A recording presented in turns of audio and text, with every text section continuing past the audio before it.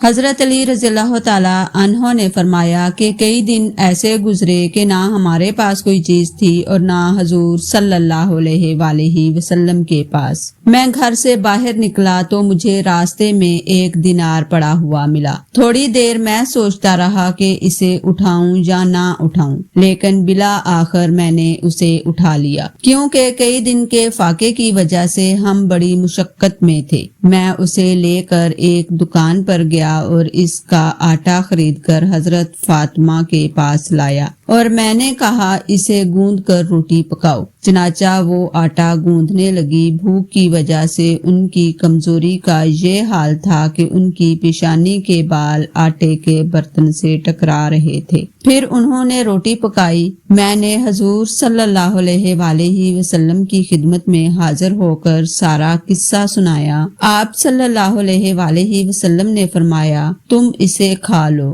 کیونکہ یہ وہ روزی ہے جو اللہ تعالیٰ نے تم کو غیبی خزانے سے عطا فرمائی ہے۔